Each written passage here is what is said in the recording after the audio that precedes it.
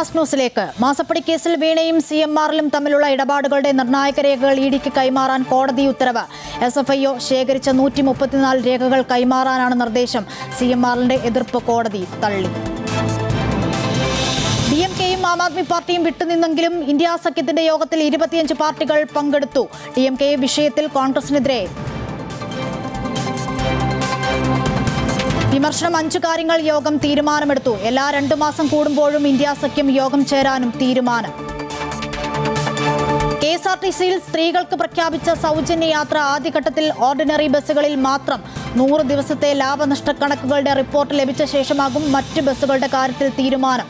സാമ്പത്തിക സ്ഥിതിയുമായി ബന്ധപ്പെട്ട ആശങ്ക KSRTCക്ക് വേണ്ടെന്നും ജൂൺ 15 തന്നെ പദ്ധതി നടപ്പിലാക്കുമെന്നും മന്ത്രി CP ജോൺ. ദുബായ് എമിറേറ്റ്സ് റോഡിൽ വാഹനാപകടത്തിൽ 8 പേർ മരിച്ചു. മരിച്ചവരിൽ 6 പേർ ഇന്ത്യക്കാരാണ്. മറ്റ് 2 പേർ നേപ്പാൾ, ശ്രീലങ്ക സ്വദേശികൾ. പരിക്കേറ്റ് ചികിത്സയിലുള്ള 8 പേരിൽ 2 പേർ ഇന്ത്യക്കാരാണ്. സാങ്കേതിക തകരാറിനെ തുടർന്ന് റോഡിന് നടുവിൽ പെട്ടെന്ന് നിന്നുപോയ ട്രക്കിലേക്ക് മിനി ബസ് ഇടിച്ചു കയറിയാണ് അപകടം. ഹോർമൂസ് കടലിടുക്കിന് സമീപം ഒമാൻ തീരത്ത് ഇന്ത്യൻ കപ്പലിന് തീപിടിച്ചു. ഇന്ധന ടാങ്കർ കപ്പലിനാണ് തീപിടിച്ചത്. 24 ജീവനക്കാരാണ് കപ്പലിൽ ഉണ്ടായിരുന്നത്. ജീവനക്കാരെല്ലാം സുരക്ഷിതമെന്ന് മന്ത്രാലയം അറിയിച്ചു. ചരക്ക് കപ്പൽ മാരി വെക്സിനാണ് തീപിടുത്തമുണ്ടായത്. ആക്രമണത്തിനിടയിലാണ് കപ്പലിന് തീപിടിച്ചത് എന്നതാണ് വിവരം.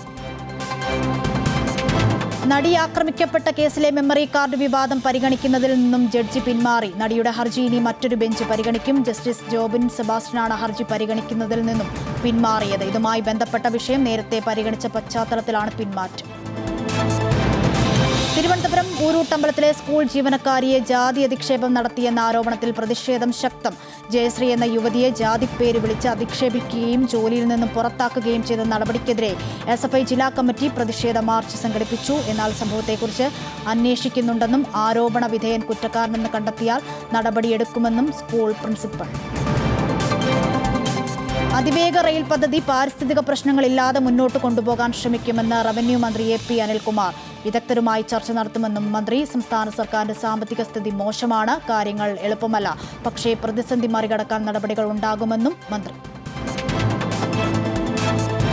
ദളിത് യുവതിയെ ലൈംഗികമായി പീഡിപ്പിച്ച കേസിൽ പാലക്കാട്ടെ കോൺഗ്രസ് കൗൺസിലർ പ്രശോഭ് വത്സലിന്റെ ജാമ്യഹർജി തള്ളി. മണ്ണാർക്കാട് SC/ST പ്രത്യേക കോടതിയാണ് ജാമ്യം നിഷേധിച്ചത്. പ്രതി പുറത്തിറങ്ങിയാൽ സാക്ഷികളെ സ്വാധീനിക്കാൻ സാധ്യതയെന്ന് കോടതി.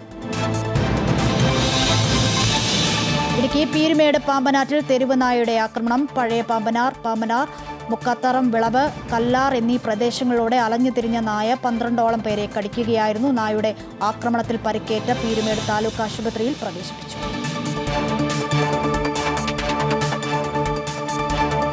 മുലൻപൂർ ടെസ്റ്റിൽ അഫ്ഗാനിസ്ഥാനെതിരെ ഇന്നിംഗ്സിനും 300 റൺസിനും ഇന്ത്യക്ക് ജയം. 3-ാം ദിനം അഫ്ഗാൻ 2-ാം ഇന്നിംഗ്സിൽ 112 റൺസിന് പുറത്തായി. ഇന്ത്യയുടെ 1-ാം ഇന്നിംഗ്സ് സ്കോറായ 564 റൺസിന് മറുപടിയായി ആദ്യ ഇന്നിംഗ്സിൽ അഫ്ഗാനിസ്ഥാൻ 152 റൺസിന് ഓൾ ഔട്ടായിരുന്നു. 412 റൺസിന്റെ കൂറ്റം 1-ാം ഇന്നിംഗ്സ് ലീഡ് വഴങ്ങിയാണ് ഫോളോ ഓൺ ചെയ്തത്.